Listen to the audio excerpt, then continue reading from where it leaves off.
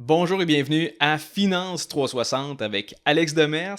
Aujourd'hui, nous sommes mardi, le 16 juillet 2024 et nous sommes rendus à l'épisode 234 du podcast. Et dans l'épisode d'aujourd'hui, en fait, je veux répondre à une question que j'ai reçue à maintes reprises récemment. Et en fait, la question, les différentes variantes, ça tourne autour de est-ce que présentement les marchés boursiers sont dans une bulle spéculative en ce qui a trait à l'intelligence artificielle? Donc, je vais vous donner mon opinion là-dessus et je vais aussi vous partager mes décisions d'investissement par rapport à tout ça. Et premièrement, de mon côté, si vous écoutez le podcast depuis le début de l'année 2024, vous avez peut-être remarqué que j'ai acheté des actions, mais j'ai vraiment évité le secteur technologique. Entre autres, je suis devenu actionnaire de Home Depot, UPS, de McDonald's et de Johnson & Johnson. J'ai également grossi mes positions dans Starbucks et dans Nike. Et une des raisons derrière tout ça, c'est qu'actuellement, mon portefeuille a une énorme exposition au secteur de la technologie. En fait, si j'additionne le pourcentage de mes positions dans Microsoft, Meta, Netflix, Apple et Google, ces positions-là, ça représente environ 40% de mon portefeuille. Dites-vous que juste mes actions de Microsoft, c'est 12% de mes actifs. Donc, c'est sûr que en date d'aujourd'hui, je suis très content d'avoir des grosses positions dans ces titres-là parce que, bien évidemment, ce sont les actions qui ont pris le plus de valeur depuis environ un an. Donc, vous pouvez en déduire que ma valeur nette, elle a jumpé considérablement depuis, en fait, sur une période de 12 mois. Par contre, le fait que j'ai une aussi grande surpondération dans les big tech, ça fait en sorte que la valeur de mon portefeuille, elle est très vulnérable à une correction qui arriverait dans le secteur technologique. Et je crois que ce risque-là, il est vraiment concentré dans les 6-7 plus grandes entreprises américaines qui composent l'indice SP500. Et c'est ces entreprises-là qui ont connu une forte croissance depuis environ un an. D'ailleurs, je pense que ce phénomène-là, ça peut créer des opportunités dans d'autres compagnies techno qui ne sont pas liées à l'intelligence artificielle. Par exemple, en février, j'ai acheté des actions de PayPal et de Dropbox. Ça, évidemment, ce sont deux entreprises qui ont connu une baisse significative de leur croissance due à une forte concurrence dans le secteur financier pour PayPal. Du côté de Dropbox, c'est un service cloud, donc évidemment, il est en compétition avec Google, avec Microsoft et d'autres concurrents un petit peu plus petits. Donc, grosso modo, le prix de leur action a chuté drastiquement. Et pour ces deux titres-là, je mise sur des résultats financiers qui devraient être supérieurs aux attentes des analystes. D'ailleurs, les earnings devraient être fin juillet ou début du mois d'août. Et en réalité, c'est toujours un peu ça mon approche. C'est-à-dire que si j'achète des actions d'une entreprise, c'est forcément parce qu'il y a un sentiment négatif envers la compagnie. Et c'est justement ça qui me permet d'acheter des actions à un prix qui est beaucoup plus bas, du fait que le prix reflète le pessimisme des investisseurs. Mais en même temps, je suis bien conscient que quand je rachète des actions de Nike, après que ses revenus aient baissé, ben je m'expose à des risques. L'idée de faire ça, c'est que quand je grossis ma position ou quand je deviens actionnaire d'une entreprise, ben je mise sur le fait que le sentiment négatif actuel, ben c'est seulement basé sur une passe temporaire et que, ultimement, sur le long terme, normalement, en dedans de 5 ans, ben la compagnie va repartir à la hausse, va reprendre sa croissance, puis que le sentiment pessimiste du moment m'a simplement permis d'acheter des actions à un prix en aubaine. Et bref, l'engouement actuel envers l'intelligence artificielle, évidemment, ça a fait en sorte de pousser à la hausse le prix des actions qui sont liées de près ou de loin avec cette technologie-là. Et là, attention, ça ne veut pas dire que c'est juste de l'air non plus. Parce que si on regarde les résultats financiers de Nvidia, on constate effectivement une croissance incroyable de ses revenus et de ses bénéfices, du fait que c'est le plus grand fournisseur de microprocesseurs pour tous ceux qui veulent développer une intelligence artificielle. Donc, il y a quand même des chiffres qui viennent justifier l'excitation des investisseurs vis-à-vis le futur de NVIDIA. D'ailleurs, je m'en cache pas, l'entreprise NVIDIA, elle m'a toujours paru surévaluée, c'est-à-dire que le prix de leur action versus le bénéfice par action et le taux de croissance anticipé, pour moi, c'était quelque chose qui était beaucoup trop optimiste. Et en toute transparence, pour ma part, je pouvais même pas concevoir que le profit pouvait vraiment augmenter de 500-600% à court-moyen terme. Et pourtant, par rapport au même trimestre de l'année passée, NVIDIA affiche un taux de croissance de 260% pour ses revenus et de 628% pour ses bénéfices. Donc, tout ça pour dire que moi aussi, je me trompe dans mes analyses, dans mes évaluations et que j'ai passé à côté de NVIDIA, j'ai pas mis une scène dans ce titre-là. Par contre, en ce moment, je vois quand même une certaine problématique qui se dessine à l'horizon. En fait, le problème que je vois par rapport à ça, c'est que présentement, il y a des sommes d'argent énormes qui sont dépensées dans le développement d'intelligence artificielle, surtout de la part des big tech qui se battent pour pogner le lead de cette industrie-là. Et pour le moment, il n'y a pas eu encore aucun retour sur investissement à court terme de ce côté-là. L'affaire, c'est que les compagnies, ils ne peuvent pas maintenir des dépenses de cette magnitude-là indéfiniment. Il va venir un temps où, s'il n'y a pas de retour sur investissement, ils ne vont pas arrêter de mettre de l'argent sur l'intelligence artificielle, mais ils vont commencer à réduire l'allocation du capital de ce côté-là. Je pense que ça va certainement se faire ressentir sur les chiffres de NVIDIA et que les investisseurs vont peut-être aussi se rendre compte que à court terme, l'intelligence artificielle, ça ne va pas avoir un impact très significatif sur les résultats financiers des big tech comme Microsoft, Google ou Apple.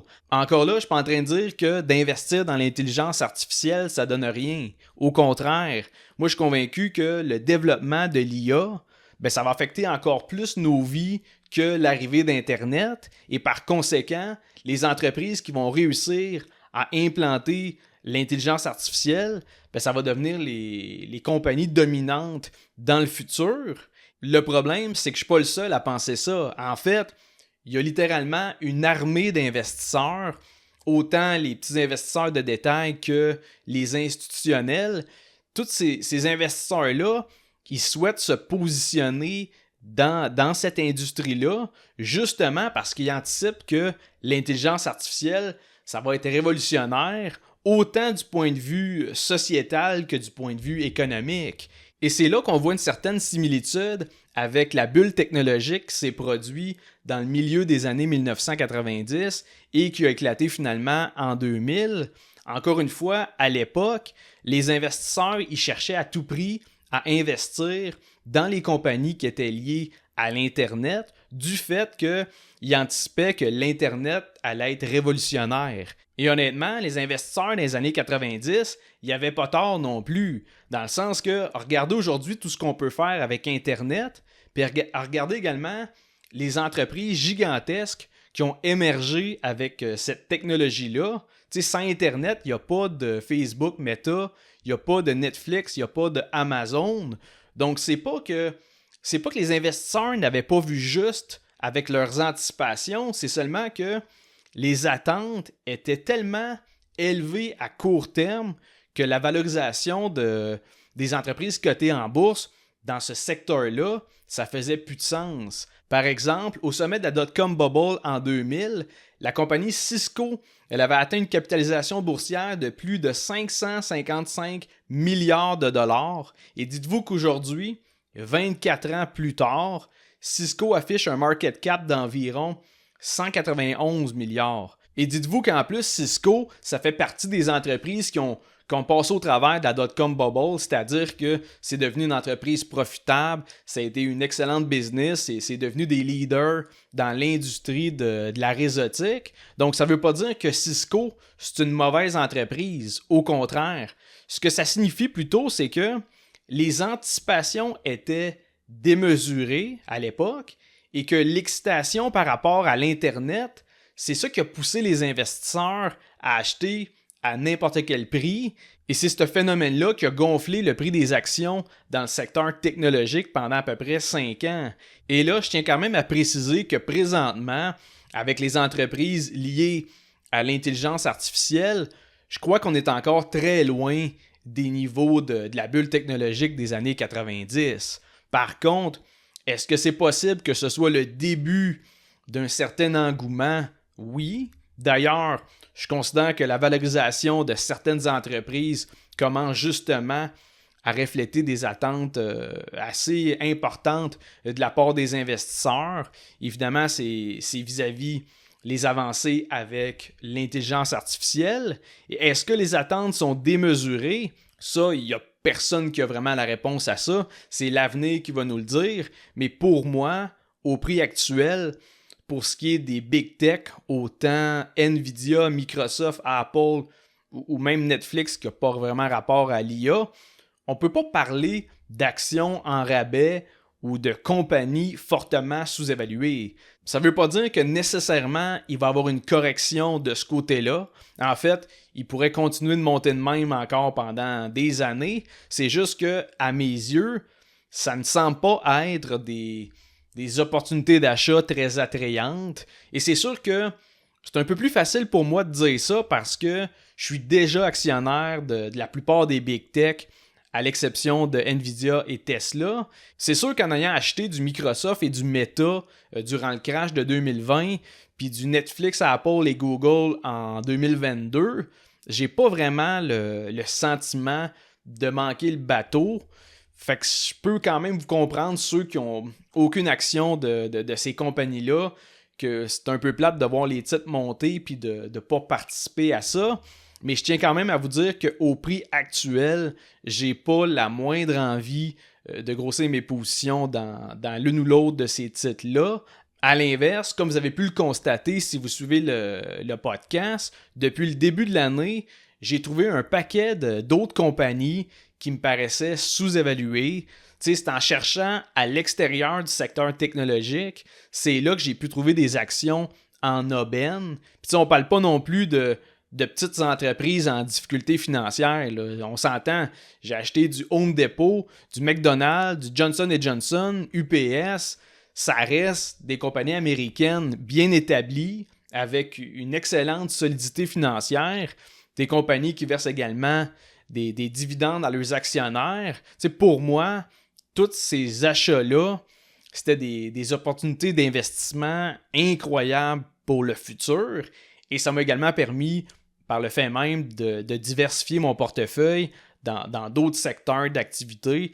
Donc, ça m'a permis d'avoir une exposition à d'autres industries qui ne sont pas dans le domaine technologique. Et encore une fois, je vous rappelle que dans mon infolettre, j'avais indiqué que ces titres-là étaient sous mon radar. Et ensuite de ça, j'ai partagé mes transactions d'achat direct sur le podcast. Et je suis pas gêné de vous dire qu'il n'y a pas grand monde qui sont game de faire ça, c'est-à-dire de dire qu'est-ce qu'ils achètent puis à quel prix, puis d'être aussi transparent avec leur portefeuille puis leur placement.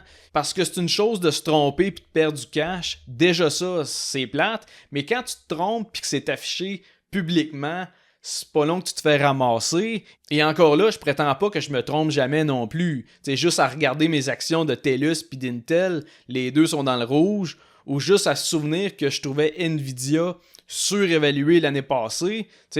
Comme je vous dis, ça m'arrive d'être dans le champ. C'est juste que depuis 2013, en tant qu'investisseur autonome, je m'en sors relativement bien. Mon portefeuille surperforme le rendement moyen de l'indice de référence. Fait que je suis très à l'aise de vous partager mes analyses puis mes transactions. Et pour conclure, je vous rappelle quand même que toutes les actions que j'ai parlé durant l'épisode, ce ne sont pas des recommandations d'achat ou des recommandations de vente non plus. Il ne faut pas considérer mes propos comme des suggestions d'investissement. Je ne suis pas conseiller financier. C'est à vous de faire vos recherches avant d'investir une scène dans les marchés financiers. Et sur ça, je termine l'épisode d'aujourd'hui. J'espère que ça vous a un peu éclairé par rapport aux entreprises dans le secteur de l'intelligence artificielle. J'espère que vous avez trouvé le contenu pertinent. Et si c'est le cas, je vous invite à laisser un 5 étoiles sur Spotify, à laisser un commentaire sur Apple Podcasts ou à vous abonner à ma chaîne YouTube. Et on se revoit mardi prochain pour un autre épisode de Finance 360.